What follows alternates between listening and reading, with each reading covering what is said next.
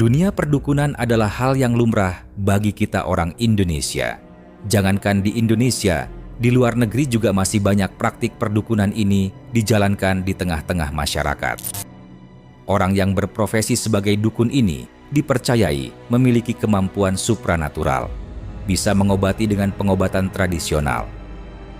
Di video kali ini kita tidak sedang membahas tentang bagaimana cara dukun bekerja, tapi kita akan membahas tentang seorang dukun yang membuat gempar seluruh Indonesia. Waktu itu, pasien-pasiennya jadi korban keganasan dia. Bukannya mengobati, melainkan menjadikan mereka tumbal untuk menjadi sakti. Ahmad Suradji. Di 10 Januari tahun 1949, tepatnya di Medan, pasangan dari Jogan dan Sartik melahirkan seorang anak laki-laki yang dikenal dengan nama Ahmad Suradji, seorang dukun yang membuat seluruh negeri ini terkejut. Sebelum dikenal dengan nama Ahmad Suradji seperti yang kita kenal, dia lebih dulu memiliki nama Sugimin, kemudian dia dipanggil juga dengan nama Nasib Kelewang. Nama Nasib ini muncul di saat dia tercubur ke sumur, dan dia selamat. Di saat itulah dia dipanggil dengan nama Nasib. Sedangkan nama Kelewang yang melekat pada dirinya dipanggil sama rekan-rekannya saat dia mencuri lembu, karena dia sering membawa kelewang saat mereka mau beraksi. Di saat masih kecil, Ahmad Suradji ini menjalani kehidupan sehari-hari layaknya anak-anak pada umumnya. Dia bermain dan berlarian di ladang seperti anak kecil lainnya. Di saat berumur 12 tahun, Ahmad ini sudah mempelajari ilmu kedukunan melalui buku peninggalan ayahnya yang meninggal sejak dia berumur 7 bulan. Seiring berjalannya waktu, di umur 27 tahun Ahmad Suradji menikah dengan perempuan dari Pekanbaru yang bernama Tumini, dan disinilah asal nama Ahmad Suradji muncul. Ia menggantikan namanya dari Nasib menjadi Ahmad Suradji, dengan harapan nama baru itu bisa membawa berkah dan kehidupan yang lebih baik. Setelah begitu lama, rumah tangga yang mereka bangun ini dikagetkan karena si Ahmad Suradji ini ingin menikah lagi. Dengan alasannya, ia mau anak perempuan setelah mempunyai 4 anak laki-laki bersama Tumini istri pertamanya. Dan yang dia nikahi ini adik iparnya adik kandung dari istri pertamanya. Bukan 1 bahkan 2 adik kandung dari istri pertamanya ia nikahi, bahkan mereka tinggal satu rumah untuk menjalani kehidupannya. Hari ke hari, orang-orang yang tinggal di tempat Suradji menjalani kehidupannya sudah menganggap si Suradji ini sebagai orang pintar. Panggilan datuk akhirnya disematkan padanya. Di saat itu, banyak orang untuk mendatanginya untuk berobat, baik itu sakit, dan juga banyak wanita-wanita muda mendatanginya untuk memasang susuk agar terlihat cantik.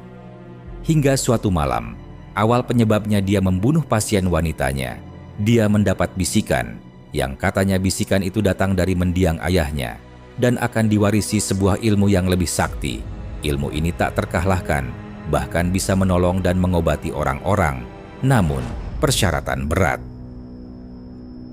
Untuk menguasai ilmu sakti ini, Suradji harus menumbalkan 72 wanita, dan yang paling penting harus menghisap air liur mereka. Suradji pun bimbang. Karena hasrat untuk mempunyai ilmu ini tinggi, Suradji pun mengambil kesimpulan dia akan menjalankan persyaratan yang ada di bisikan malam itu untuk kebaikan yang lebih besar di masa mendatang, dengan harapan ingin menolong orang.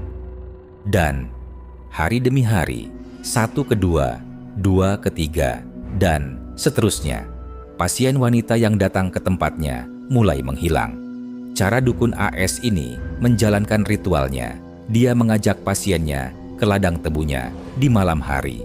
Kemudian dia akan menggali lubang dan korban disuruh turun untuk menjalani ritual dengan cara diikat. Setelah tubuh korban terkubur, dukun AS ini mengambil kepala korban untuk disandarkan ke pahanya, kemudian menutup mulut dan hidungnya, dan kemudian dicekik yang membuat korban tak berdaya, dan terakhir air liur korban dihisap untuk mendapatkan kesaktiannya.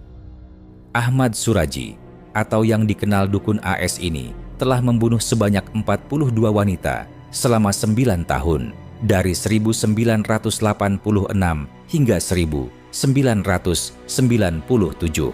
Kasus ini terungkap setelah dukun AS ini melakukan ritual terhadap korban terakhirnya yang bernama Sri Kemala Dewi yang dibunuh pada 23 April 1997. Setelah 4 hari pembunuhan, seorang pemuda di situ menemukan mayat tanpa busana di ladang tebu, dan warga pun terkejut setelah melihat mayat itu ternyata Dewi yang telah hilang 3 hari sebelumnya. Akhirnya kepolisian pun menurunkan tim untuk menyelidikinya.